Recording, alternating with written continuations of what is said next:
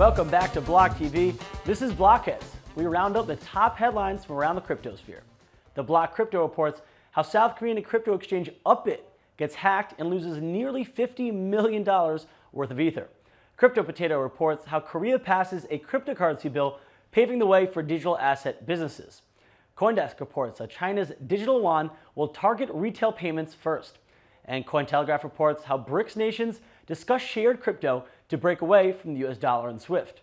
And lastly, the Daily Ho reports how the largest small shop operator in the US goes all in on Bitcoin ATMs for the holiday season. The Block Crypto reports that UpBit, a South Korean crypto exchange, just got hacked to the tune of 342,000 Ether. That's about $50 million in the current exchange rate. Now, UpBit CEO Lee Seok-woo confirmed the news in an announcement on their site. He said that in response to the hack, the exchange has transferred all its assets from its hot wallets to its cold wallets. Plus, deposits and withdrawals are to be frozen for the next 2 weeks or so. And most importantly for the victims, the exchange claims that it will make customers whole using the exchange's own assets. Now, lastly, he calls on the cryptosphere not to accept transactions from the hackers' Ethereum addresses where they took the stolen funds. Now, this hack did not come out of nowhere. It has been alleged that North Korean hackers have been targeting South Korean crypto exchanges since at least March, when UpBit themselves claimed that North Korean hackers were targeting its users with phishing scams. Crypto Potato reports that South Korea is in the process of passing a bill that defines cryptocurrencies as digital assets. Now, this bill aims to make cryptocurrencies more transparent and hopefully will make investing in crypto more legitimate in South Korea. The bill requires that all crypto-related businesses report and register with the FSC, which is their SEC, in order to operate. Authorities hope that this will stop money laundering, and crypto businesses are hoping this will give them a legal framework in which to operate with government support. And this should have a large effect on the global cryptosphere if it passes, as the Korean won is the third most traded fiat currency against the Bitcoin. It accounts for 2.46% of all Bitcoin fiat trades. First and second place belong to the US dollar and the Japanese yen. Now, speaking of the US dollar, CoinDesk reports that China will stress the retail use of digital payments for the digital yuan when it launches. Former head of the Chinese central bank, Zhao Zhao, said there are two goals for international digital currencies. Now, the first one, which is also what China envisions, is to develop a digital payment and use for retail system in the country, while the other goal is for cross-border payment for international financial institutions.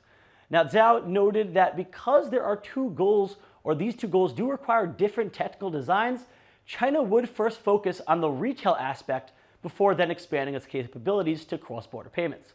He further went out to note that because China has such a large population, it might actually be wise to test out the new digital currency in a smaller population. So if one, it would cause less damage if it doesn't work, and two, it would make it easier to make tweaks and improvements to the currency along the way.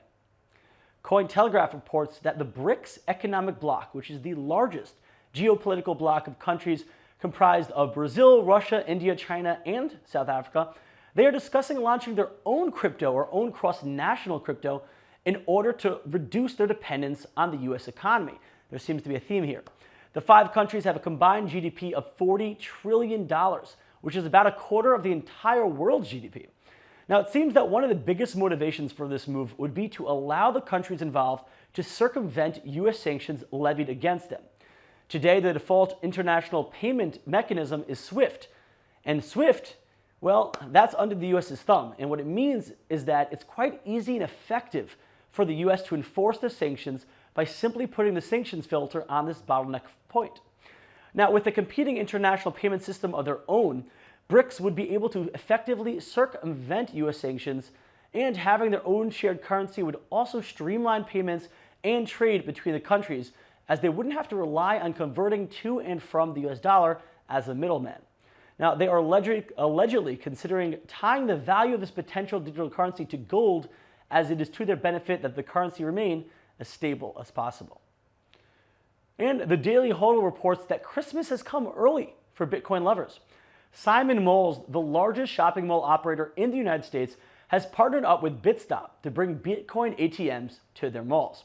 BitStop already has over 130 ATMs across the country, but aims to have more than 500 by the end of 2020.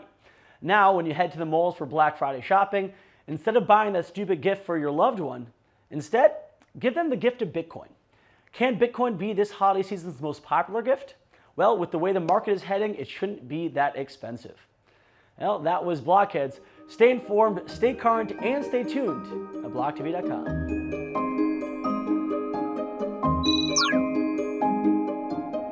For more news and updates, follow us on Twitter.